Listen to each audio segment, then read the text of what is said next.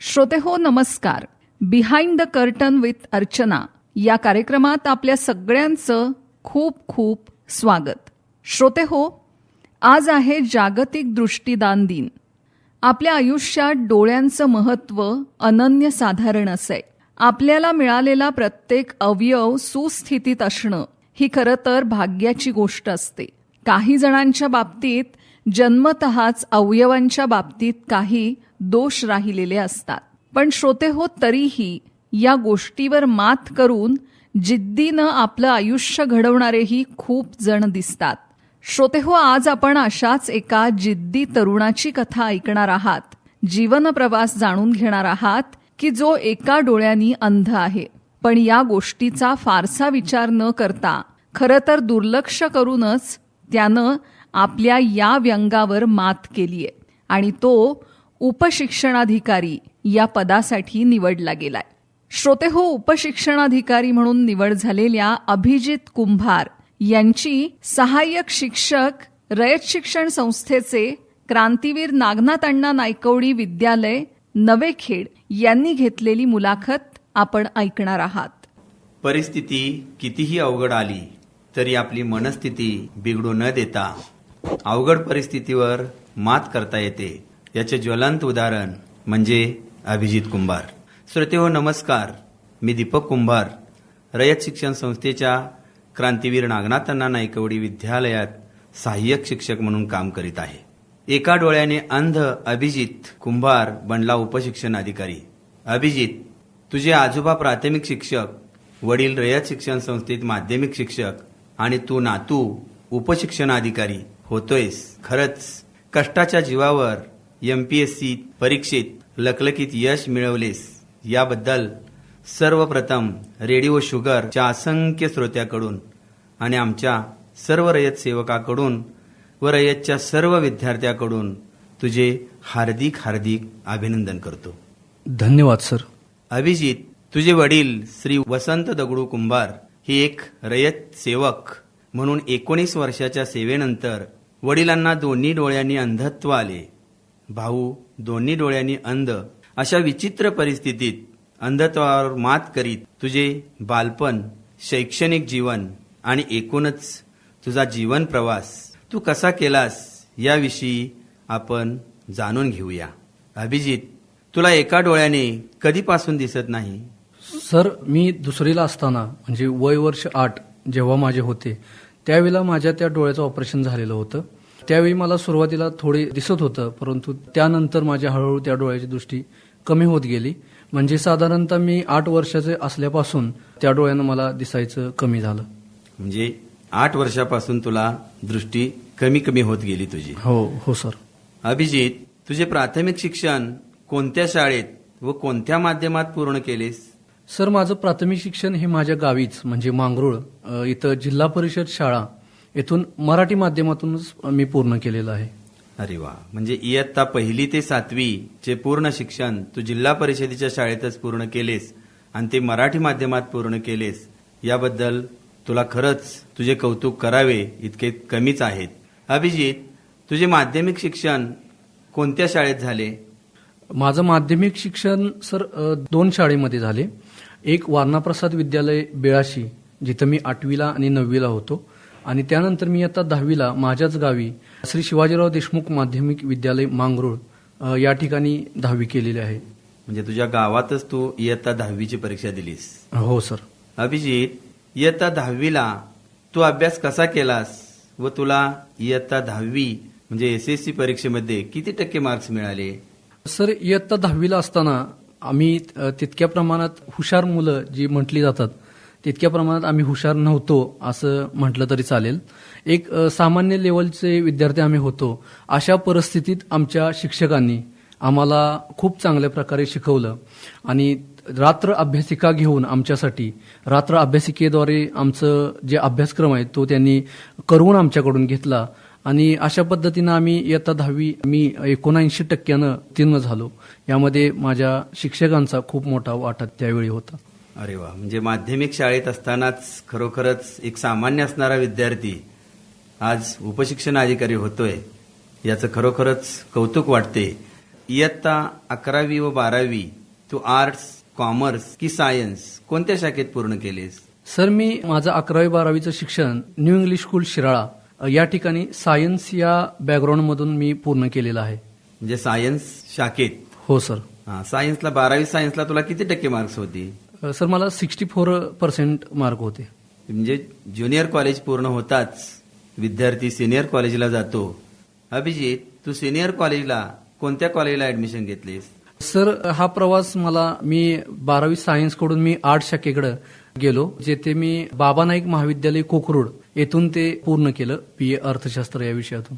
अरे वा, म्हणजे सायन्स 11-12वी सायन्स करणारा विद्यार्थी पुन्हा विज्ञान शाखेतील विद्यार्थी कलेकडे वळला. त्या कॉलेजमधील किंवा सिनियर कॉलेजमधील एखादा प्रसंग लक्षात राहण्याजोगा सांगशील का? हो सर, एक असा प्रसंग घडला होता. मी पदवीला असताना माझा निरोप समारंभ चालू होता आमच्या 15वीच्या बॅचचा कॉलेजमध्ये. हो, कॉलेजमध्ये. तर जवळपास आम्ही 100 ते 150 मुलं होतो. पुढे शिक्षक स्टाफ सर्व बसलेले होते, त्यामध्ये प्राचार्य होते. तर त्या प्रसंगी आम्ही मुलं अशी दंगा करणारी मुलं त्यावेळी होतो आणि त्यावेळी माझ्या मित्रांनी मला असं पुढं बोलण्यासाठी पाठीमागनं मला असं प्रेशर केलं आणि मला तू जाच पुढे बोलायला असं मला त्यांनी सांगितलं. काही तयारी नव्हती, मी गेलो होतो बोलायला. कधी कुठलं स्टेज डेअरिंग नव्हतं, पण त्या ठिकाणी मी एक बोललो होतो निरोप समारंभात 15वीच्या शेवटच्या वर्षाला असताना की सर, आज मी तुमच्या शाळेतून बाहेर पडतोय तुमची शाळेची पदवी घेऊन, पण निश्चितपणे पुढील 2 ते 3 वर्षामध्ये मी तुमच्या शाळेचा एक प्रमुख पाहुणा म्हणून या ठिकाणी पुन्हा येईन. हे सर मी वाक्य त्यांना सांगितलेलं होतं आणि खरंच सर त्या सांगितलेल्या वाक्याचं माझी ती कायम आजपर्यंत स्मरणात राहिलं 4 वर्ष की आपण ह्या शाळेत असं बोललेलो होतो आणि बोललेलो असताना आपण तितक्या प्रमाणात कष्ट घेतलं पाहिजे आणि आपल्याला अधिकारी होणं गरजेचं आहे आणि आपण होणारच आहोत. ही मी तेव्हापासूनच माझ्या मनी एक इच्छा माझी बाळगलेली होती आणि ती सर मी आज खरी करून दाखवली, याचं मला समाधान वाटते. अरे वा, छान. म्हणजे त्या सिनियर कॉलेजमध्ये तू पुन्हा येईन असं म्हटला होतास. खरोखरच आज पुन्हा येण्याची वेळ तुझी आलेली आहे. खरोखरच तोही प्रसंग तुझ्या आयुष्यात, कारण आपलं कॉलेज हे आपलंच असतं, त्या कॉलेजमध्ये पुन्हा जाण्याची तुला संधी मिळेल, ती मिळव. अभिजित, पदवी प्राप्त केल्यानंतर MPSC सारख्या अवघड अभ्यासक्रमासाठी घरातून आणि इतरांकडून तुला कसे सहकार्य मिळाले? सर, खरं बघायला गेलं तर माझी कौटुंबिक पार्श्वभूमी ही सुशिक्षित एका कुटुंबाची आहे, जिथं माझे वडील शिक्षक होते, आजोबा शिक्षक होते. अशा प्रसंगी मला घरून पूर्ण पाठिंबा मिळालाच. त्यामध्ये माझ्या आईचं देखील पूर्ण सहकार्य लाभलं आणि या वेळेसच जिथं माझ्या गावामध्ये मांगरोळ या ठिकाणी जे आता उपाधीक्षक आहेत दीपक कांबळे साहेब, ज्यांनी नालंदा अभ्यास केंद्राची स्थापना केलेली होती, ते मला एक व्यासपीठ स्वरूपात त्यावेळी उपलब्ध झालं की माझ्या घरी राहूनच मी गावात अभ्यास करू लागलो आणि माझा स्पर्धा परीक्षेचा अभ्यासाचं माझे मित्र जे होते माझ्यापेक्षा मोठे, त्यांनी मला MPSC म्हणजे काय हे सांगितलं, पुस्तकं समजावून सांगितली, त्यांच्याशी मी डिस्कशन करायचो अभ्यासाचं. यामुळे एक लवकर समजत गेलं की स्पर्धा परीक्षा काय असते आणि या सर्व स्पर्धा परीक्षेच्या प्रवासात निश्चितपणे नालंदा अभ्यास केंद्राचा माझ्या यशामध्ये खूप मोठा मार्गदर्शक स्वरूपी खूप मोठा वाटा आहे. अरे वा, छानच. गावागावात अशा अभ्यासक्रम देणारी अशा अभ्यास केंद्र असावीत. अभिजित, हे नालंदा अभ्यास केंद्र किंवा ती अभ्यासिका काय आहे याविषयी काय आमच्या श्रोत्यांना सांगशील का? हो सर, हे निश्चितपणे आपण नालंदा अभ्यास केंद्राविषयी जाणून घेणं खूप महत्वाचं आहे. कारण ही कुठल्याही इमारतीत अशी एक स्पेशल इमारत आहे, तिथं त्यांनी वाचनालय सुरू केले असं नसून ते एक बुद्ध विहार आहे. जे बुद्ध विहार अनेक वर्ष त्याच्याकडे दुर्लक्ष झालं होतं. त्याच्या खिडक्या फुटल्या होत्या, दरवाजा मोडले होते, आतील फरशी फुटली होती. अशा प्रसंगी त्याचा वापर काहीच होत नव्हता. पण वापर नव्हताच म्हणून. हो, अजिबात वापर नव्हता. तर DYSP जे साहेब आहेत आमचे गावचे दीपक कांबळे साहेब, यांनी एक निश्चय केला की आपल्याला ज्या समस्या आलेल्या आहेत आपल्या प्रवासात, शिक्षणात, आपल्या स्पर्धा परीक्षा करिअरमध्ये, त्या समस्या माझ्या गावातील मुलांना येऊ नयेत म्हणून त्यांनी 4-5 मुलांना सोबत घेऊन पुस्तकं तिथं आणली आणि तिथे एक वाचनालय सुरू केलं की ज्याच्या माध्यमातून आज एक खूप मोठी लायब्ररी त्या ठिकाणी उभा आहे, जिथं मोफत आहे, पूर्ण सर्व पुस्तकं मोफत आहेत, लायब्ररी फी तुम्हाला नाही, राहण्याची सुद्धा आता थोडीफार सुविधा तिथं केलेली आहे भाऊंनी. तर त्या ठिकाणी एक चांगले अधिकारी गेल्या 4-5 वर्षापासून घडतायत. अशी एक मोफत अभ्यासिका बुद्ध विहारामध्ये सर मला वाटतं हे एक विरळच उदाहरण असेल महाराष्ट्रामध्ये. अरे वा, अतिशय छानच बुद्धविहार, त्याचा उपयोग आज अतिशय छान ग्रामीण भागातील विद्यार्थ्यांच्यासाठी तुमच्याच गावातील जे अधिकारी झाले त्या अधिकाऱ्यांनी खरोखरच त्याकडे लक्ष दिलं, त्याबद्दल खरोखरच त्यांना सुद्धा धन्यवाद देऊ वाटतात. अभिजित, आज अनेक दिव्यांग विद्यार्थी खूप हुशार असून आपल्या कमतरतेचा न्यूनगंड मनात ठेवून ते परीक्षा किंवा आव्हानांना सामोरे जात नाहीत. त्यांना तू काय सांगशील? हो सर, खरंच मला असं वाटतं की समाजामध्ये कोण सर्वात शोषित असेल किंवा उपेक्षित असेल तर तो संपूर्ण दिव्यांग जी मुलं आहेत किंवा दिव्यांग लोक आहेत ते आहेत. कारण त्यांना आपल्या शारीरिक समस्या मोठ्या आहेत, आर्थिक समस्या मोठ्या आहेत आणि अशा प्रसंगी त्यांना खूप कष्ट करावे लागतात जे आपले आयुष्य घडवण्यासाठी. तर त्या मुलांना मी एकच सांगेन की पहिल्यांदा आपल्या मनामधून हे काढून टाकायचं की आपण अपंग आहोत, आपण दिव्यांग आहोत. कारण एक नॉर्मल माणूस म्हणून तुम्ही जगू शकता आणि तुम्ही जगायला हवं, त्यासाठी दिव्यांग आहोत असं कधीही मनात आणू नका. दुसरी सर्वात महत्वाची गोष्ट अशी की मानसिकरित्या तुम्ही कायम जिद्द ठेवा मनात की मला हे करायचंय, मला हे व्हायचंय आणि त्यासाठी जिथून कुठे तुम्हाला सपोर्ट मिळेल तो सपोर्ट तुम्ही स्वतः शोधला पाहिजे. तुमचा मार्गदर्शक, आधारस्तंभ तुम्ही स्वतः निर्माण केला पाहिजे, स्वतः शोधला पाहिजे तरच. कारण समाजामध्ये लोक भरपूर मदत करणारे आहेत, परंतु आपल्याला तिथपर्यंत पोहोचायला पाहिजे. कदाचित ते आपल्यापर्यंत नाही पोहोचू शकणार, पण तुम्ही तिथपर्यंत पोहोचा. तुम्हाला ज्या काही समस्या आहेत त्या समाजामध्ये मांडा, निश्चितपणे तुम्हाला सहकार्य मिळेल. फक्त तुम्ही मानसिकरित्या तुमचं धैर्य अजिबात खचू देऊ नका. हे सगळ्यात महत्वाची गोष्ट मला त्यांच्यासाठी सांगावी वाटते. बरोबर, म्हणजे त्यांनी मानसिकदृष्ट्याच सुदृढ होणं गरजेचं आहे. अभिजित, आज एमपीएससीचा अभ्यास करणाऱ्या इतर विद्यार्थ्यांना तू काय टिप्स देशील? म्हणजे अभ्यास कसा करावा, परीक्षा संदर्भात किंवा मुलाखत या संदर्भात तू काय त्यांना टिप्स देशील? हो सर, मला त्यांना सांगण्यासारख्या खूप बाबी आहेत. एक सर्वात महत्वाची बाब म्हणजे जे मला 2018ला ज्यावेळेला मी अभ्यास सुरू केला, 18-19 या वर्षी ज्या मला समस्या आल्या कदाचित त्या या 21-22 मध्ये सुद्धा मुलांना येत असतील, पण त्या समस्या आपण दूर करायला हव्यात. एक म्हणजे योग्य मार्गदर्शकाची तुम्ही निवड केली पाहिजे. योग्य मार्गदर्शक, योग्य पुस्तके यांच्या आधारावरच तुम्ही एमपीएससी मध्ये यश मिळवू शकता असं मला वाटतं. त्यासाठी एमपीएससीचा अभ्यास सुरू करण्यापूर्वी तुम्ही एमपीएससी म्हणजे काय हे समजावून घेतलं पाहिजे. त्यासाठी कशा पद्धतीनं अभ्यास केला पाहिजे, कुठली पुस्तकं वापरली पाहिजेत याचा योग्य गायडन्स घेणं खूप महत्वाचं आहे. आणि त्यानंतरच तुम्ही स्पर्धा परीक्षेचा अभ्यास सुरू करायला हवा. याचं कारण असं की कितीतरी मुलं 4-5 वर्ष अभ्यास करतात पण त्यांची प्री सुद्धा निघत नाही किंवा प्री मेन्स पर्यंत पोहोचतात आणि पुन्हा पुढच्या वर्षी ते प्री देतात. तर असं होऊ नये यासाठी आपण योग्य ती खबरदारी घेणं सुरुवातीपासूनच महत्वाचं आहे. दुसरं असं की इंटरव्ह्यूच्या संबंधी जर बोलायला गेलं तर मुलाखती संदर्भात तर तुम्हाला असं मी सांगेन की इंटरव्ह्यू ही 1-2 महिन्याची प्रोसेस नाही की त्यात तुम्ही ती तयारी करू चांगली मार्क पाडू शकता अशी ती बाब नाही. तर एक जनरल तुमच्या जीवनामध्ये तुम्ही जे तुमचं शेड्यूल आहे दिवसभराचं हे कायम तुम्ही जगत असताना यामध्ये तुम्ही इंटरव्ह्यूला आहात, आपल्याला इंटरव्ह्यू पुढे द्यायचे आहे याप्रमाणेच तुम्ही राहिलं पाहिजे. कारण इंटरव्ह्यू हा फक्त तुमचं नॉलेज चेक करत नाहीत, तर तुमचे ऑल ओव्हर जी तुमची बॉडी लँग्वेज आहे, तुमचं ज्ञान आहे किंवा तुमचं इतरांशी बोलण्याची पद्धत आहे, आपलं जर चुकेल तिथं तुमची सॉरी कसं म्हणताय किंवा पुढच्याला तुम्ही आदर कसं देताय, लोकांचं म्हणणं कसं ऐकून घेताय, ह्यासाठी तुमची ते इंटरव्ह्यू होणार असते. तर त्यासाठी एक आपली सुरुवातीपासूनच ज्यावेळेला एमपीएससी तुम्ही सुरू करता त्यावेळीपासूनच काही गोष्टी आपल्याला ती तत्व पाळणं गरजेचं आहे आणि चांगल्या पद्धतीने ती तयारी इंटरव्ह्यूची एखाद्या चांगल्या मार्गदर्शकाकडून आणि स्वतः करून घेणं ही सगळ्यात महत्वाची अट आहे असं मला वाटतं. अरे वा, छानच. अभिजित, मुलाखत कशी द्यावी जीवनात, खरोखरच मुलाखत आपण नेहमीच देत असतो, याविषयी तुझा अनुभव अतिशय छान वाटला. अभिजित, 2018ला तू पहिली लोकसेवा आयोगाची परीक्षा दिलीस, बॅड लकीली त्यात तुला अपयश आले. त्यावेळी तुला कोणाचे मार्गदर्शन मिळाले? 2018 ही माझी पहिली राज्यसेवा जिथं मला अपयश आलं, प्रीमध्येच आलं, मेन्स पर्यंत सुद्धा मी पोहोचलो नव्हतो. तर त्या काळात एक महत्वाची एमपीएससी साठी एक बाब महत्वाची आणि चांगली आहे असं मला वाटतं. ती म्हणजे एमपीएससी असं क्षेत्र आहे जिथं तुम्हाला अपयश आलं तर तुम्हाला तुमचे मित्र बरोबर असतात, कदाचित तेही अपयशी झालेले असतात आणि त्यामुळे तुम्हाला एकमेकांचा खूप चांगला पाठिंबा किंवा सपोर्ट त्या काळात मिळत असतो.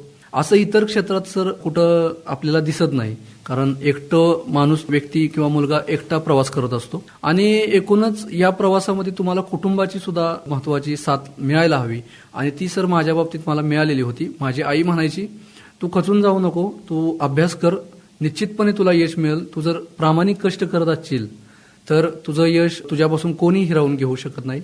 आणि खरंच त्या आईच्या सपोर्टचं, पाठिंब्याचं मी आज सर निश्चितपणे यशामध्ये रूपांतर झालेलं आपण बघू शकतो. अरे वा, छानच. खरोखरच त्या आईचा आत्मविश्वास आणि एक आई आपल्या मुलाला काय करू शकते, त्याला कसं घडवते, खरोखरच त्या आईनं केलेल्या प्रयत्नाचं इथं कौतुक करावं असं मला वाटतं. अभिजित, कोणताही क्लास नाही किंवा अकॅडमी जॉईन नाही, डामडौल नाही, पण मग तुझे हे अभ्यासाचे तंत्र निश्चितपणे काय होते त्याविषयी जरा थोडं सांगशील का? हो सर, मी जसं पाठीमागं म्हणालो की एमपीएससी मध्ये येताना तुम्ही प्रॉपर गायडन्स घेतला पाहिजे. दुसरी एक गोष्ट महत्वाची की तुमचा ग्रुप हा चांगला असायला हवा, की तुमच्या इतकाच दर्जा त्या मुलांचा पाहिजे किंवा इव्हन तुमच्यापेक्षा चांगला असेल तरीही चालेल. कारण याचा ग्रुपचा फायदा असा होतो की एखादी कन्सेप्ट ज्यावेळेला आपल्याला समजत नाही त्यावेळेला इतर ग्रुपमधल्या एखाद्या मेंबरला ती समजलेली असेल तर तो आपल्याला चांगल्या पद्धतीने ती समजावून सांगू शकतो. म्हणजे तुम्हाला योग्य गायडन्स, योग्य ग्रुप आणि एमपीएससीच्या एक्झामची किंवा जे क्वेश्चन पेपर आहेत त्यांची एक चांगली जाणीव तुम्हाला पाहिजे. एमपीएससी एक्झाम क्वेश्चन कसे विचारते याचा पुरेपूर अंदाज आपल्याला हवा आणि त्या दृष्टीनं आपण अभ्यास केला तर निश्चितपणे यशापर्यंत तुम्ही पोहोचू शकता. तसेच आजपर्यंत तू कोणताही क्लास जॉईन केला नाहीस. तू मराठी माध्यमाच्या शाळेतून, जिल्हा परिषद शाळेतून आलास. आज प्रायव्हेट ट्युशन किंवा इतर माध्यमाच्या इंग्लिश मिडियमच्या, सीबीएसईच्या अशा शाळांचं आज जास्तीत जास्त लोकांना प्रलोभन दाखवलं जातंय. याबद्दल तू काय सांगशील? हा सर, निश्चितपणे तुम्ही जो प्रश्न विचारला तो निश्चितपणे आत्ताच्या काळात योग्य आहे. माझ्या पूर्ण शैक्षणिक काळामध्ये जिथं मी प्राथमिक शिक्षण घेतलं आणि आज एमपीएससी मधून जे यश मिळालं त्यामध्ये मी कुठंही प्रायव्हेट ट्युशन लावलेलं नव्हतं. प्राथमिक शिक्षण जिल्हा परिषद शाळा मांगरूळ, माध्यमिक शिक्षण सुद्धा मांगरूळ माध्यमिक शाळेमध्ये, त्यानंतर जी माझी शैक्षणिक पार्श्वभूमी अकॅडमिक जी पदवीपर्यंत पूर्ण केलं, त्यानंतर एमपीएससी मध्ये आलो. खूप मुलं म्हणायची की क्लास लावला पाहिजे. त्यांनी सुद्धा क्लास केलेले आहेत अनेक खाजगी, पुण्यामध्ये, अजून इतर ठिकाणी, पण मी क्लास लावला नव्हता. योग्य सातत्य अभ्यासामध्ये, चांगल्या मुलांमध्ये राहिलो, मार्गदर्शन घेतलं आणि याचा फायदा नक्कीच होतो. सध्याच्या जे काळात खाजगी क्लासेस जे सुरू आहेत, निश्चितपणे जर तशी दर्जात त्यांचा जर असेल तर त्यांचा फायदा नक्कीच होतो. परंतु कुठलाही क्लासेस लावताना त्याची आपण खात्री केली पाहिजे की नेमकं त्यामध्ये त्यांचं मार्गदर्शन कशा पद्धतीचं आहे, रिझल्ट कसा आहे, याचा सगळा अभ्यास करूनच आपण त्यामध्ये ते पाहिलं पाहिजे. अन्यथा मला असं वाटतं की खाजगी क्लासेसची काही आवश्यकता नाही या स्पर्धा परीक्षेच्या क्षेत्रामध्ये. अरे वा, छानच. Abhijit, failure is the first step of success, म्हणजेच अपयश ही यशाची पहिली पायरी असते. 2019ला एमपीएससी परीक्षा दिलीस, पण तुला मुलाखतीतच अपयश आले. त्यावेळी तुझी मनस्थिती कशी होती? सर, निश्चितपणे मला त्या मुलाखतीला जे अपयश आलं, मुलाखतीला गेल्यानंतर सुद्धा त्या अपयश आल्यानंतर ज्या मला काही गोष्टी समजल्या त्याचा मला आत्ता फायदा खूप होतोय. कारण पहिल्याच प्रयत्नात यश मिळणं हे निश्चितच चांगलं आहे, परंतु अपयशानंतर जर यश आलं तर त्याची गुणवत्ता किंवा त्याची जी मजा आहे ती गोडी जास्तच असते आणि ती माझ्या बाबतीत होती. सर, एक किस्सा मला सांगा वाटतो की 2019 साली जी आमची एक्झाम झाली होती, 2020 मध्ये त्याचा रिझल्ट आला. माझे मित्र डीवायएसपी जे आहेत सध्या, अमर मोहिते साहेब, त्यांचे डीवायएसपी म्हणून सिलेक्शन झालं आणि मी काही मार्कामध्ये इंटरव्ह्यूतून बाहेर पडलो फायनल रिझल्टमधून. तर जे माझे नालंदा अभ्यास केंद्र आहे गावामध्ये, त्याचे आम्ही दोघंही विद्यार्थी. पण माझ्या मित्रांनी किंवा नालंदा अभ्यास केंद्रानं एकाचा तर आनंद होताच आणि माझ्या अपयशाचं तर दुःख त्यांना होतं. तर सर्व मुलांनी आणि अमरनं देखील, जे आता डीवायएसपी आहेत, त्याने कोणीही DYSP झाल्यानंतरचा जो काही आनंद असतो किंवा जे काही एन्जॉय असते, फटाके असतात, आतषबाजी असते, गुलाल असतो, तो उधळला नाही का? तर आपलाच एक मित्र दुसरा नाही झालं त्याचं, त्यामुळं. तर हा प्रसंग मला खूप महत्वाचा वाटतो की जिथं मला मित्रांची साथ मिळाली, एवढं अपयश आल्यानंतर सुद्धा त्यातून मी उभारे घेऊन पुन्हा अभ्यासाला जोरात सुरुवात केली आणि सर त्यानंतर मला हे आता यश मिळालं. अरे छानच. म्हणजे खरोखरच मित्र परिवार संगत काय असते. खरोखरच एका मित्राला यश आलं आणि दुसऱ्या मित्राला अपयश आलं मुलाखतीमध्ये, त्यावेळी नाही त्याचं सिलेक्शन झालं, तरी सुद्धा त्या विद्यार्थ्यांनी त्याच्या मित्रांनी एकमेकाची साथ सोडली नाही आणि ती दिलेली साथ, त्या साथीच्या जीवावरच खरोखरच आज तू हे यश संपादन केलेस. आणि आज 2020च्या परीक्षेत अभिजित तुझी शिक्षणाधिकारीपदी निवड झाली, त्याबद्दल तुला काय वाटते? 4-4.5 वर्ष जो प्रवास MPSC मध्ये होता तो कुठेतरी थांबला असं म्हणता येणार नाही, कारण मला इतक्यावरती थांबायचं नाही मुळात. पण एक आपली कुटुंबाची आर्थिक पार्श्वभूमी असते किंवा जे कुटुंबात जे काही गोष्टी आवश्यक आहेत, तर त्या गोष्टींसाठी तुम्ही स्वतःच्या पायावर उभं राहणं महत्वाचं असतं. आज मला यश मिळालं याचा मला खूप खूप म्हणजे खूप आनंद झालेला आहे, कारण माझ्या एका यशामुळं माझं कुटुंब, माझे सर्व फॅमिली मेंबर, माझे मित्र यांना खूप आनंद झाला आणि ते माझं कुटुंब आहे ते आज माझ्यामुळं खूप समाधानी आहे. समाजातून मिळणारा त्यांना जे काही माझ्या यशामुळे त्यांना जे काही आनंद किंवा समाजानं जे काही त्यांना शुभेच्छांचा वर्षाव केलाय, त्यामुळे माझे आई वडील खूप समाधानी आहेत. आपल्या मुलानं जे बोलून दाखवलं ते करून दाखवलं अशी त्यांची भावना आहे. आणि खरंच इतका 4-5 वर्षांचा प्रवासानंतर आपण एक शासकीय सेवेमध्ये जातोय, तिथं आपल्याला काम करायला मिळणार आहे. शिक्षणासारखं एक पवित्र खातं आहे शिक्षण खातं, जिथं आपल्याला काम करायला मिळेल याची सर मला खूप उत्सुकता आहे, त्यामध्ये जाऊन एक चांगलं काम करण्याची. त्यामुळे मला सर खूप आनंद झालाय त्या परीक्षेतून पास झालेला. अरे वा, छानच. अभिजित, वडिलांना अंधत्व आले, नोकरी सोडावी लागली, अशा परिस्थितीत तुमच्या कुटुंबाला कोणी आधार दिला? सर 2003 साली माझ्या वडिलांनी स्वेच्छानिवृत्ती घेतली. त्यानंतर जवळजवळ 7 वर्ष माझ्या वडिलांना पेन्शन सुद्धा नव्हती आणि कुठलाही प्रॉव्हिडंट फंड सुद्धा मिळालेला नव्हता. त्यामुळे 7 वर्ष खूप तसे हलाखीची गेली म्हणावी लागतील, कारण माझ्या आजोबांनी आमच्या वडिलांच्या या सगळ्या परिस्थितीत आम्हाला खूप साथ दिली. पण आजोबांच्यावर काही मर्यादा होत्या, कारण एवढं मोठं कुटुंब एकटे आजोबा नव्हते सांभाळू शकत.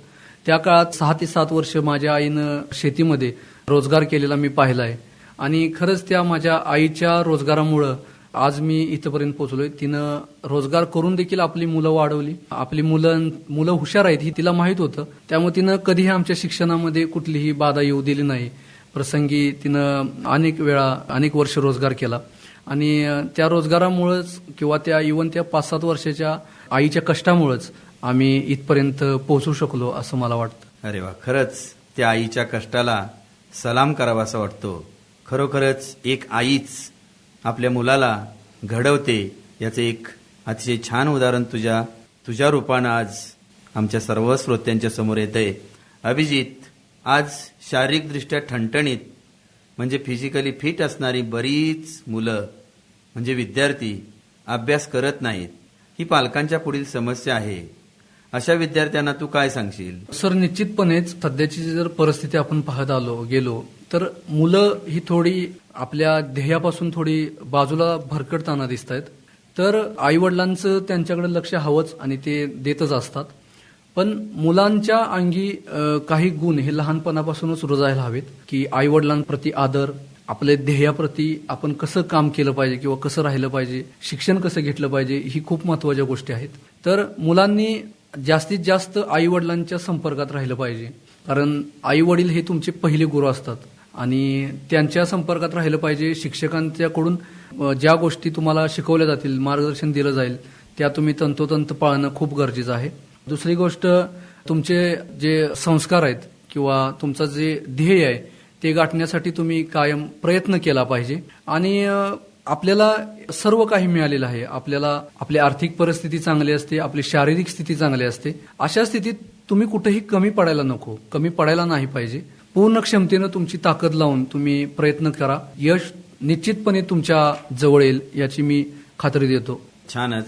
म्हणजे खरोखरच जर विद्यार्थ्यांनी संस्कारित राहिलं, आपल्या कुटुंबातील सर्व व्यक्तींचं आज्ञा पाळून आपण जर अभ्यास केला तर यश मिळतेच. अभिजित, आज उपशिक्षण अधिकारी हे जबाबदारीचे पद सांभाळताना तुझी कामाची पद्धत कशी असेल? हो सर, उपशिक्षणाधिकारी हे पद थेट तालुक्याच्या ठिकाणी गट शिक्षणाधिकारी म्हणून मिळू शकतं किंवा जिल्हा परिषदेअंतर्गत उपशिक्षणाधिकारी. सर, या पदाची कामं ही खूप चांगली आहेत की तुम्ही थेट दुर्गम भागात किंवा प्रत्येक विद्यार्थ्यापर्यंत तुम्ही पोहोचू शकता. तर वेगवेगळ्या शाळेंना तुम्ही भेटी देऊन शिक्षकांना मार्गदर्शन करणं हे माझे प्राथमिक कार्य राहील. मी शाळेपर्यंत जास्तीत जास्त पोहोचण्याचा प्रयत्न करीन. प्रत्येक विद्यार्थ्याची गुणवत्ता कशी वाढेल यासाठी सर मी प्रयत्न करणार आहे. त्यासाठी शासनानं देखील विविध उपक्रम आणलेले आहेत, तयार केलेले आहेत. त्यांची प्रत्येक विद्यार्थ्यापर्यंत पोहोच होणं ही सगळ्यात महत्वाची गोष्ट आहे असं मला वाटतं. आणि ते शिक्षणाधिकारी म्हणून शिक्षकांद्वारे मी ते विद्यार्थ्यांच्यापर्यंत प्रत्येक शाळेपर्यंत पोहोचवण्याचा निश्चितपणे प्रयत्न करेन. त्याचबरोबर शिक्षक आणि शिक्षणाधिकारी या दोघांनी मिळून विद्यार्थ्यांच्या गुणवत्ता वाढीसाठी प्रयत्न करणं खूप महत्वाचं आहे असं मला वाटतं. आणि ते सर मी निश्चितपणे त्यावर माझा भर असेल. अरे वा, म्हणजे शिक्षक आणि शिक्षण अधिकारी तसेच पालक या सर्वांनी जर प्रयत्न केला तर विद्यार्थ्यांची गुणवत्ता अधिकाधिक होईल असं अभिजितला वाटतं. अभिजित, शेवटी ज्या कुटुंबाने, ज्या समाजाने, मित्रांनी, नातेवाईकांनी आपल्याला आधार दिला त्यांच्याबद्दल तू काय सांगशील? कुठलाही माणूस ज्यावेळेला यशस्वी होत असतो त्याच्या पाठीमागं त्याचं कुटुंब, नातेवाईक, पूर्ण समाज, त्याचं मित्र यांची खूप मोलाची साथ असते. सर, मी प्रथमतः या सर्वांच्या ऋणात राहीन. आज आपल्याला यश जे मिळालं केवळ त्यांच्यामुळेच मिळालं. सर, कुटुंब हे खूप महत्वाचं असतं. आई वडील, भाऊ, माझा भाऊ लहान आहे परंतु त्याचं इन्स्पिरेशन माझ्यासाठी खूप मोठं आहे. माझ्या आईचं कष्ट आहे, माझ्या वडिलांची माझ्याप्रती असणारा अभिजित अधिकारी होणाराच हा विश्वास आहे. तर त्याच्याशी मी निश्चितपणे सार्थक केला. त्या कुटुंबाचा मी आभारी आहे. सर, नातेवाईकांचा देखील खूप महत्वाचा सहभाग आहे. माझ्या मित्रांची मला 4-5 वर्षात जी मिळालेली साथ आहे ही देखील मी मोलाची मानतो. कारण यशात कोणीही जवळ येतं परंतु अपयशामध्ये साथ देणारी खूप कमी लोक असतात. त्यामध्ये माझे मित्र होते. सर, समाजाप्रती तर मी ऋणी राहीनच, कारण आज मला यश मिळालंय ते या समाजामुळेच मिळालंय. आज माझं सर कर्तव्य असं राहील की जे समाजानं मला दिलंय त्याची कुठे ना कुठेतरी थोडीफार होईना माझ्याकडून मी परतफेड करण्याचा निश्चितपणे प्रयत्न करीन. ज्या समस्या आज समाजामध्ये आपल्याला जाणवत आहेत त्या शिक्षण क्षेत्राच्या माध्यमातून का होईना पण त्या मला दूर करायला किंवा कमी करायला मला मिळालेल्या आहेत. त्याचा मी निश्चितपणे फायदा घेईन. माझा भाऊ सर 100% अंध आहे. त्याचं देखील मला यामध्ये खूप महत्वाचं सहकार्य लाभलं आणि याचाच आदर्श मला वाटतं प्रत्येक मुलानं घेतला पाहिजे की 100% अंध असणारा मुलगा किंवा 40% अपंगत्व असणारा अभिजित जर उपशिक्षणाधिकारी होऊ शकतो तर तुम्ही प्रत्येक जण, तुमच्याकडे तर सर्व काय आहे, तुम्ही तर सहज प्रत्येक यशापर्यंत, प्रत्येक तुमच्या ध्येयापर्यंत मजल मारू शकता असं मला वाटतं. खरोखरच आपल्या दिव्यांगपणावर मात करून आज उपशिक्षणाधिकारी पदापर्यंत मजल मारलेल्या किंबहुना उपशिक्षणाधिकारी पदी विराजमान होणाऱ्या आज अभिजित कुंभार याने जे अनुभव व्यक्त केले ते केवळ दिव्यांगांनाच उपयोगी नसून फिजिकली फिट म्हणजेच डोळस लोकांना सुद्धा प्रेरणादायी ठरणार आहेत. अभिजित, या तुझ्या शैक्षणिक आणि भावी आयुष्यासाठी आमच्या रेडिओ शुगरच्या असंख्य श्रोत्याकडून व सर्व रयत सेवकांच्याकडून तुला हार्दिक हार्दिक शुभेच्छा देतो. धन्यवाद. धन्यवाद सर, मीही आपला मनापासून आभार आहे. श्रोते हो, आजच्या behind the curtain with Archana या कार्यक्रमात माननीय अभिजित कुंभार ज्यांची उपशिक्षणाधिकारी म्हणून नुकतीच निवड करण्यात आली आहे, त्यांची माननीय दीपक कुंभार, सहाय्यक शिक्षक, रयत शिक्षण संस्थेचे क्रांतीवीर, नागनाथ अण्णा नायकवडी विद्यालय नवेखेड यांनी घेतलेली मुलाखत आपण ऐकलीत. श्रोते हो, ही मुलाखत आपल्याला कशी वाटली हे आम्हाला आवर्जून कळवा. 7559 208 908 या रेडिओच्या क्रमांकावर. क्रमांक पुन्हा एकदा 7559208908 या रेडिओच्या मोबाईल नंबरवर.